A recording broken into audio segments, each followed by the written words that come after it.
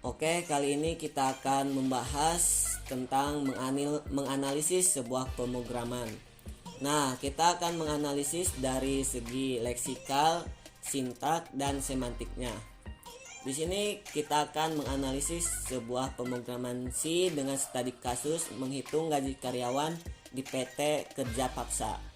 Mengapa sih di sini kami menggunakan bahasa C? Karena bahasa C adalah bahasa yang dapat dijadikan sebagai bahasa pemrograman pertama bagi pemula. Namun perlu diketahui bahwa bahasa C juga dikenal sebagai Mother Language, System Programming Language, Procedure Oriented Programming Language, Structure Programming Language, and Mid-Level Programming Language. Nah, jadi bahasa C cocok untuk seorang pemula programmer. Baik, lanjut saja, kita buka aplikasi DevC++ nya untuk membuat pemrograman C-nya. Nah, di sini kami sudah membuat gaji karyawan dengan format C. Nah, ini studi kasus dari persoalan tadi menghitung gaji karyawan. Misalkan karyawan PT Kerja Paksa membayar gaji berdasarkan golongan, yang mana golongan menentukan gaji tetap dan gaji per jam. Jam kerja normal adalah 150 jam. Kelebihan jam kerja disebut lembur. Upah lembur 1,5 kali lipat dari gaji per jam. Pajak diberikan 2,5% untuk total gaji di atas 5 juta. 1% untuk total gaji 2 juta, dan di bawah itu tidak ada pajak. Nah, jadi apabila gaji seorang karyawan itu melebihi 5 juta atau sama dengan 5 juta, itu akan terkena pajak sebesar 2,5%. Dan untuk karyawan yang gajinya sama dengan 2 juta atau lebih dari 2 juta, itu akan mendapatkan pajak sebesar 1%. Dan apabila karyawan yang gajinya di bawah 2 juta itu tidak akan terkena pajak. Di sini juga sudah ada short code untuk menghitung gaji karyawan di PT Kerja Paksa. Ini short kodenya sudah dibuat. Nah, langsung saja kita kopikan short kode ini ke dalam aplikasi DevC++. Kita kopikan, terus kita paste di sini. Nah, ini sudah di copy pastekan di dalam DevC++. Langsung saja kita running programan di sini. Kita akan melihat hasilnya kayak gimana. Nah, ini dia hasil dari pemrograman yang tadi sudah kita buat. Tampilannya akan seperti ini. Di sini PT Kerja Paksa. Nah, ini kan ada shortcode printf PT Kerja Paksa. Ini hasilnya. Kita misal masukkan nama karyawan, misalkan Nurrohmat. Nih, kita enter. Golongan karyawannya, golongan berapa? Golongan pertama.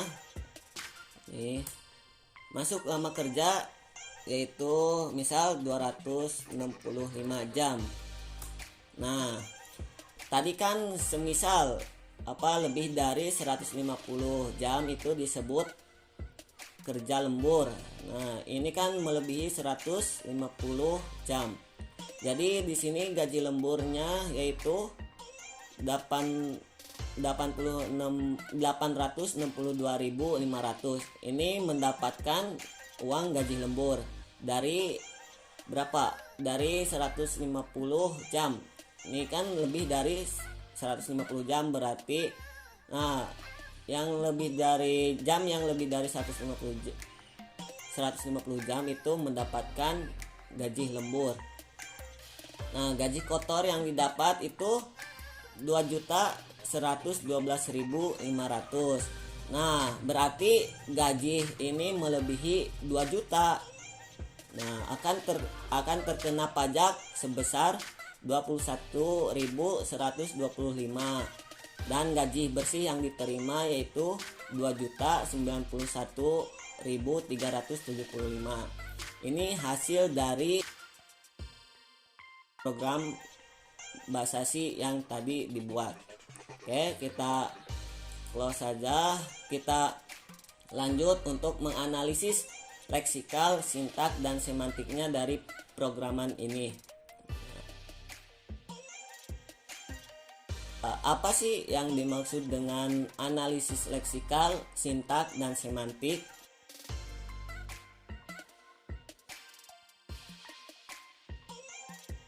Analisis leksikal atau scanner melakukan pemeriksaan terhadap kode sumber dengan perubahan status yang terjadi. Dalam penerapannya, suatu kode sumber akan diuraikan menjadi simbol-simbol tertentu yang disebut token. Analisis sintak atau parser adalah bahasa pemrograman dibentuk oleh aturan yang dapat dipresentasikan dengan struktur sintak. Sedangkan analisis semantik memanfaatkan pohon sintak yang dihasilkan pada proses parsing. Dalam proses parsing. Secara umum, fungsi dari analisis semantik adalah menentukan makna dari serangkaian instruksi yang terdapat dalam program sumber.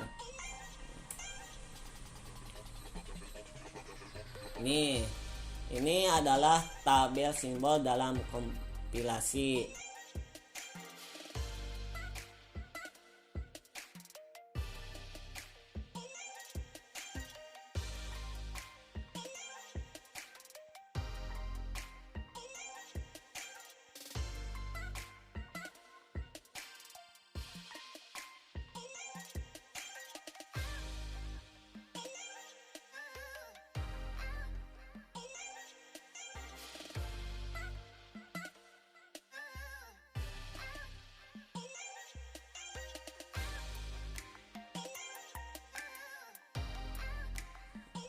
Udah tahu kan tadi apa yang dimaksud dengan analisis leksikal, sintak, dan semantik? Oke, lanjut saja kita membahas untuk menganalisis leksikal, sintak, dan semantiknya. Kita buka saja aplikasi Ubuntu. Oke, kita buka. Kita masukkan passwordnya.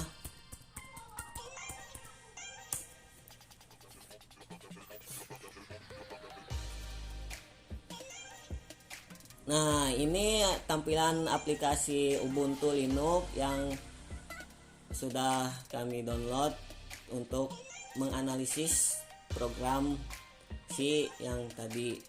Kita buka saja folder ini, teknik kompilasi. Nah, di sini ada leksikal analisis, semantik analisis, dan sintak analisis. Kita lakukan untuk yang pertama untuk menganalisis leksikal dulu. Nah, di sini kan terdapat beberapa folder. Kita klik kanan di sini, open in terminal. Nah, jadi di sini kita akan menggunakan terminal untuk menganalisis program C. Kita masukkan saja text, kita enter, kita buka file mana yang akan kita lihat hasilnya. Nah, ini hasil dari analisis leksikal pemrograman C yang tadi kita sudah buat. Nah, tadi kan di sini ada isi dari program yang tadi kita buat. Ini tanda pagar include, tanda petik studio.h, integer, main. Nah, ini masih banyak lagi ke bawahnya. Nah, di sini ada apa keterangan? Kalau tanda pagar itu spesial simbol, include identifiers. Ini juga sama, tanda petik spesial simbol, sudah identifier. .h identifier, terus sama ini keterangan nih yang disebut keterangannya. Ini line-nya ada berapa di sini, coba kita lihat. Banyak ya. Kira-kira ada 92 line. Kenapa di sini sampai 92 line? Karena tadi kita membuat membuat programnya sampai line ke 92. Nih kita sampai tanda kurung di sini sama nih. Tanda kurung. Jadi ini hasil dari analisis leksikal dari sebuah pemrograman C. Kita close saja. Lanjut, kita akan menganalisis sintak dari pemrograman C. Kita buka, kita langsung saja open in terminal. Baik. Kita tuliskan lagi short kodenya. X.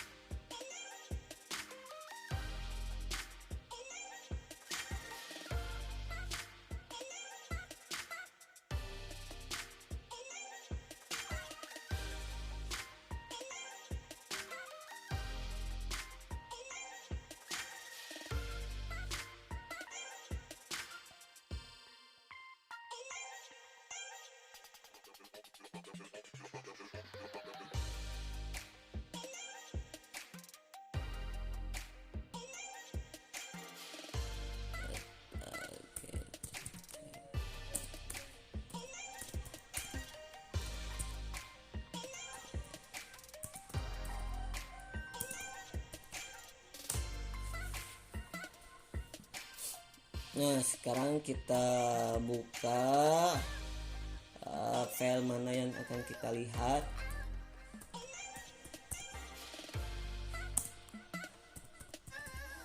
Tes 1 kita coba. Nah, ini hasil dari analisis sintak yang sudah tampil.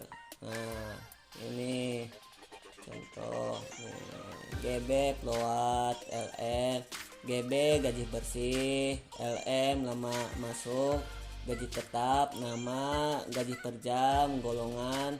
Nah, ada di sini tipe token dari ini yaitu GB float, LM integer.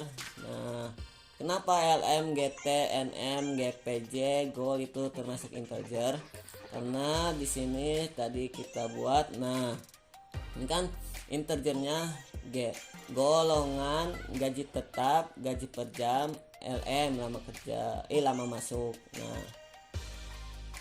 Nah, ini sudah sama saja jadi integer. Nah, GB float gaji. Nah, banyak di sini. Oke, inilah hasil dari analisis sintak dari pemrograman C. Kita lanjut ke analisis semantik. Sama saja, kita klik kanan, open in terminal. Ini kita perbesar.